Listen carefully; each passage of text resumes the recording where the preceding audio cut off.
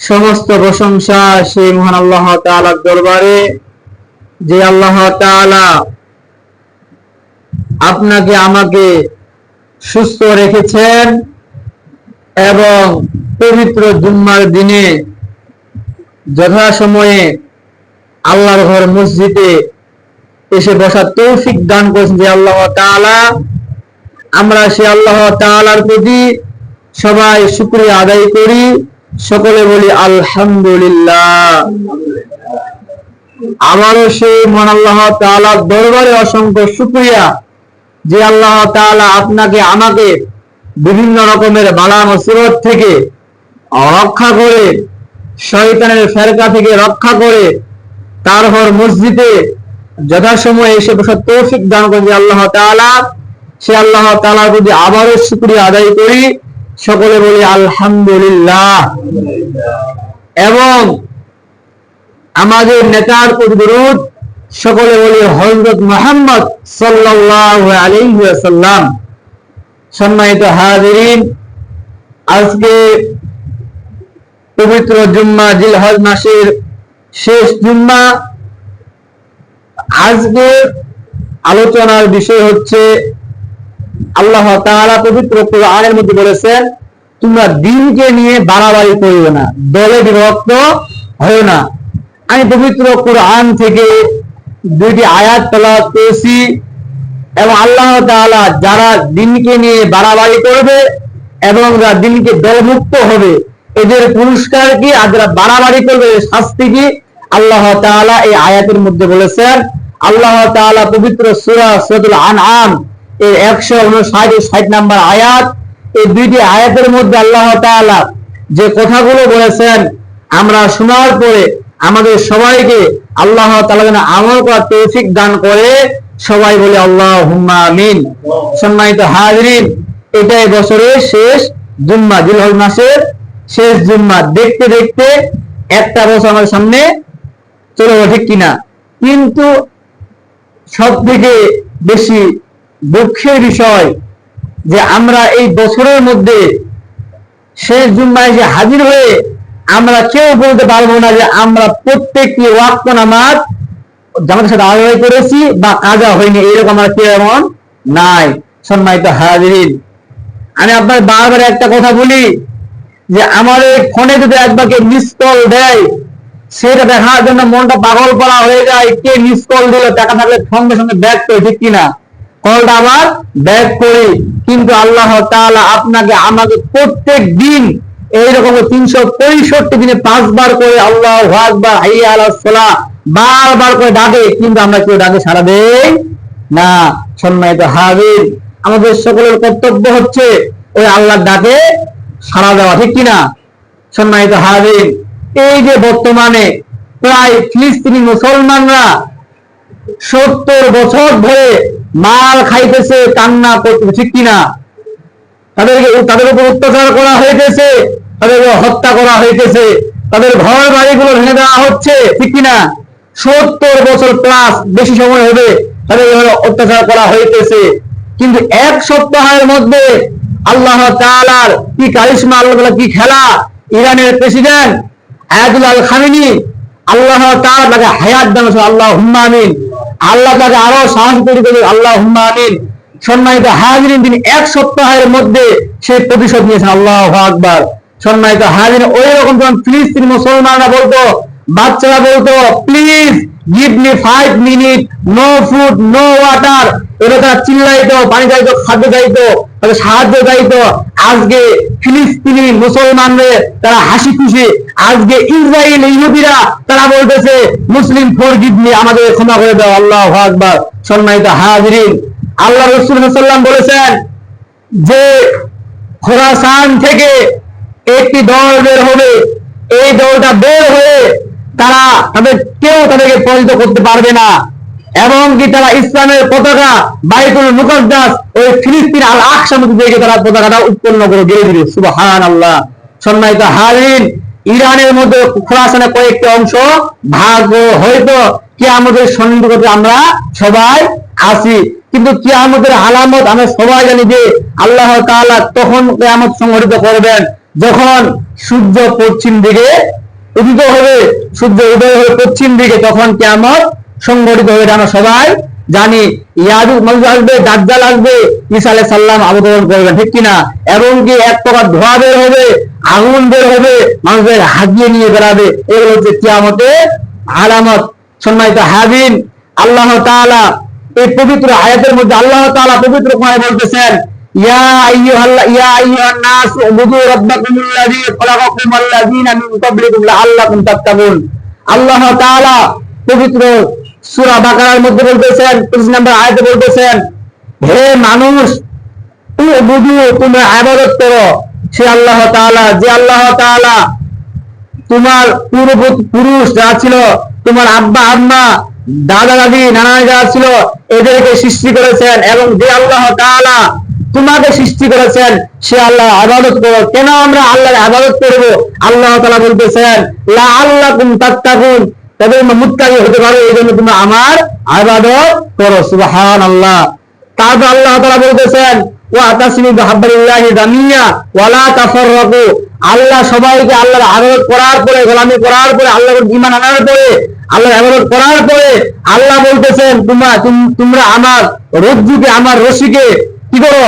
শক্ত করে ধরো, আঁকড়ে ধরো। ওয়া লা তাফাররাকু, আর বিচ্ছিন্ন হয়ো না, আর বিচ্ছিন্ন হয়ো না। আল্লাহ তাআলা এই বলতেছেন। তারপর আল্লাহ তাআলা বলতেছেন, ইন্নাল্লাযীনা ফাররাকু দীনাহুম, নিশ্চয় যারা দ্বীনকে খণ্ডে খণ্ডে বিভক্ত করে, ওয়াকানু শিয়াআন লাস্তা মিনহুম ফি শাইইন, এবং তারা বিভিন্ন দলে বিভক্ত হয়ে যায়, বিভিন্ন দলে বিভক্ত হয়ে যায়।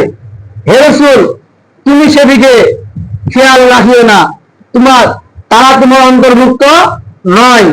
ইন্নামা আমরুহুম ইলাল্লাহি সুম্মা ইউনাব্বিউহুম বিমা কানু ইয়াফআলুন। আর এই বিষয়টা তুমি আল্লাহর উপর ছেড়ে দাও, আল্লাহ তাদেরকে এই বিষয়ে অবহিত করবেন, আল্লাহ এই বিষয়ে তাদেরকে জানাবেন। মান জাআ বিল হাসানাতি ফালাহু উসরু আমসালিহ। আল্লাহ তাআলা বলতেছেন, নিশ্চয় যারা আমি আল্লাহ তাআলার কাছে নেক আমল নিয়ে আসবে, ভালো কাজ নিয়ে আসবে, আমি আল্লাহ তাআলা তাদের কাজটাকে 10 গুণ বৃদ্ধি করে দেব, সওয়াব দিয়ে বৃদ্ধি হবে। সুবহানাল্লাহ। আর পক্ষান্তরে ওয়ামান জাআ বিসাইয়াতিহি ফালা ইজ্জা ইল্লা মিসলিহা ওয়া হুম লা ইয়াজলিমুন।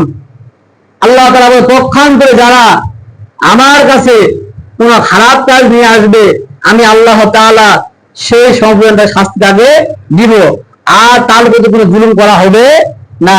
সম্মানিত হাজিরিন, এই আয়াতে সরল অনুবাদ হচ্ছে যে আল্লাহ তাআলা বলতে, নিশ্চয় যারা আমার দ্বীনকে নিয়ে বাড়াবাড়ি করে দলে বিভক্ত হয়ে যায়, হে রাসূল, এরা আপনার অন্তর্ভুক্ত নয়, এদেরকে আপনি আমার উপর ছেড়ে দিন, এদেরকে আমি জানিয়ে দিব এরা কি কাজ করতেছে না করতেছে।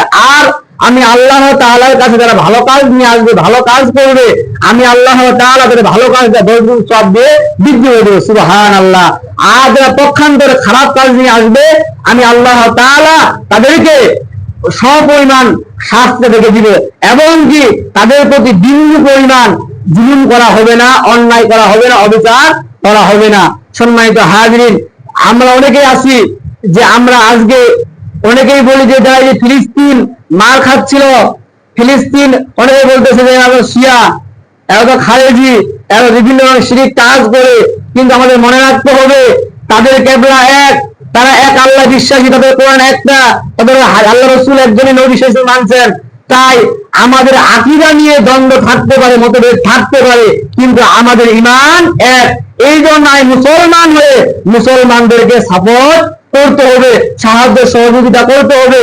কিন্তু পক্ষান্তরে আমাদের কিছু আলেম উলামা আছে যারা বলে যে ওদেরকে সাহায্য করা যাবে না, ওদের পক্ষে নেওয়া যাবে না, আল্লাহ তাআলা ইরানকে ধ্বংস করে দেব, ইসরায়েলকে ধ্বংস করে দেব, এরকম কথা বলা যাবে না। আমাদের বলতে হবে, আল্লাহ তাআলা আপনি ইসরায়েলকে ধ্বংস করে দেন, মালের সাথে মিশাই দেন, আর ইরানকে বিজয় করে দেন। হয়তো ইরানকে পরবর্তী সময়ে যারা আরব আমেরিকা দেশগুলো আছে 500 যে দেশগুলো আছে, আলেমুলামা যারা আছে, এরা তারা বসে তারা আকীদাগত মাসআলা তারা ফয়সালা করবে, মতভেদ দ্বন্দ্ব তারা দূর করবে, কিন্তু মুসলমানদের সাহায্য প্রার্থনা করতে হবে। এটা আমার ইমানের দাবি, ঠিক কিনা? সম্মানিত হাজরিন, আমাদেরকে মনে রাখতে হবে, ব্যক্তির চেয়ে দল বড়, দলের চেয়ে আমার দেশ বড়, দেশের চেয়ে আমার জান বড়, জানের থেকে আমার ইমান বড়, ঠিক কিনা? আমার ইসলাম বড়, জীবন দিয়ে দিব, ইমান দিব, ঠিক কিনা? আমাদের মনে রাখতে হবে। সম্মানিত হাজরিন, তাহলে আমি যে কথাগুলো বলতেছিলাম যে আল্লাহ তাআলা বললেন তোমরা দিনকে নিয়ে বাড়াবাড়ি করিও না।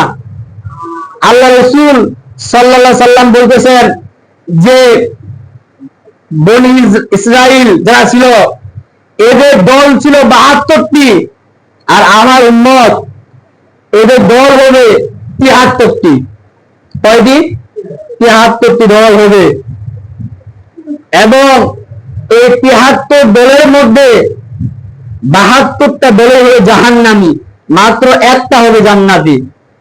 তখন সাহাবায়ে কেরাম বললেন, ইয়া রাসূলুল্লাহ সাল্লাল্লাহু আলাইহি সাল্লাম, সেই দলটি কে? তারা কোন দল? তখন বললেন, আমি যার উপরে আসি, আমার সাহাবায়ে কেরাম খোলাফায়ে রাশিদিন যার উপরে আছে, সেই দলটাই হচ্ছে জান্নাতি দল। সুবহানাল্লাহ। সম্মানিত হাজির, এই জন্য আমাদের সবাইকে ওই দলটা অনুসরণ করতে হবে। এই যে আমরা, এই যে আল্লাহ ইন্নাল্লাযীনা ফাররাকু দীনাহুম, তারা দিনকে নিয়ে দলে বিভক্ত হয়ে গেছে। অর্থাৎ আমাদের মধ্যে অনেক লোক আছে যারা মূর্তি পূজা করে, দেব দেবতার পূজা করে, এরা বলে আমাদের এটা একটা কি ধর্ম বা একটা দিন বা একটা পথ বলে, কি বলে না?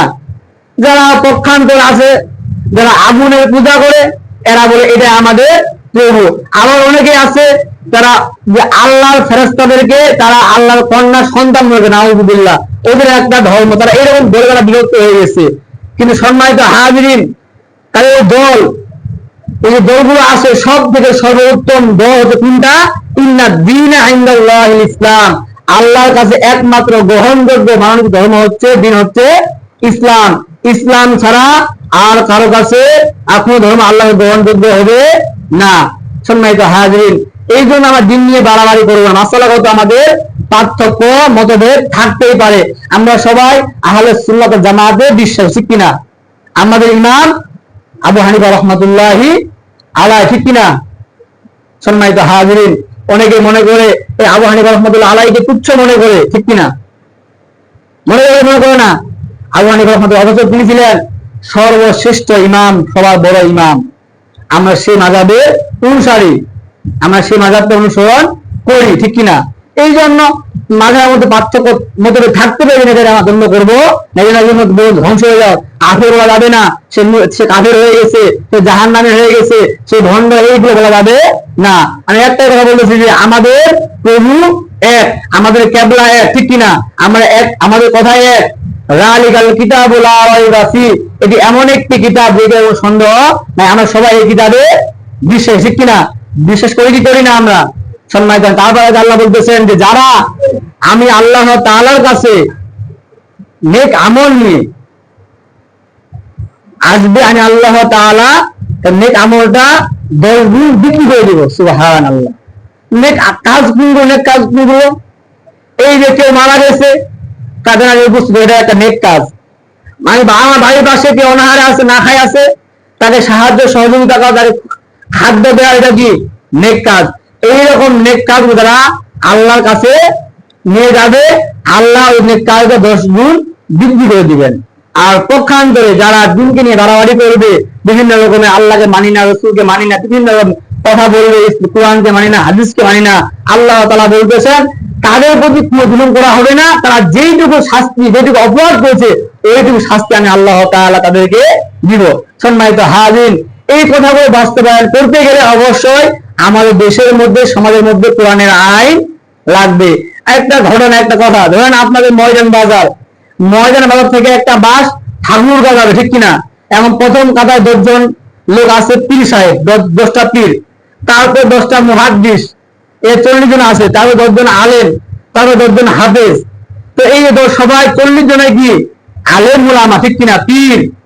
আলেম উলামা, কিন্তু এখন যদি ওই গাড়ির ড্রাইভার একজন মদখোরকে গাঁজাখোরকে দেওয়া হয়, এখন বলেন তো এই মদখোর গাঁজাখোরটা কি ওই যে আলেম উলামাদেরকে নিঃসন্দেহে ভালোভাবে ঠাকুরে পৌঁছাতে পারবে? পারবে কি? হয়তো কোথাও গিয়ে ধাক্কা অ্যাক্সিডেন্ট দুর্ঘটনা ঘটা যাবে। কারণ কেন? যে ড্রাইভারে আছে আমাদের নেশাগ্রস্ত, এই জন্য পাগল হাততাল, যে এইরকম ড্রাইভার থাকলে পশ্চিমকালে যাওয়া সম্ভব না। ওই রকম আমরা যতই আলেম আমাদেরকে সম্মান করি না কেন, তাদের যেখানে জায়গা, যেটা আসল জায়গা, সেখানে না বসাইলে আমাদের দেশ ওই ফিলিস্তিনের মতো হতে পারে, ঠিক কিনা? কারণ আল্লামা সাইদি হুজুর তিনি অনেক আগে বলে গেছিলেন, তার প্রত্যেকটি কথা বাস্তবায়ন হচ্ছে। তিনি বলছিলেন যে ইরাকের পর ইরান, ইরানের পরে পাকিস্তান, তারপরে হয়তো বাংলাদেশ। তিনি বলে গেছেন তিনি নিঃসন্দেহে আল্লাহ ওলি তিনি ছিলেন। তার প্রত্যেকটি কথা বাস্তবায়িত হইতেছে।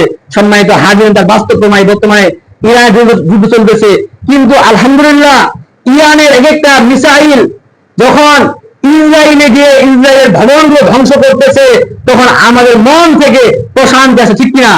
আলহামদুলিল্লাহ। সম্মানিত হাজিরিন, আল্লাহকে দোয়া করি আল্লাহ যেন ওই ইসরায়েলকে মাটির সাথে মিশাই দেয় এবং ইরানকে দিয়ে দেবে, আল্লাহুম্মা আমিন। সম্মানিত হাজিরিন, আর যে নেতা নেতৃত্ব দিচ্ছে সেই নেতা আল্লাহ তাআলা দীর্ঘ হায়াত দান করবে, আল্লাহুম্মা আমিন। এবং সারা বিশ্বে আল্লাহ তাআলা কোরআন আইন চালু এই অবস্থা করবে, আল্লাহুম্মা আমিন।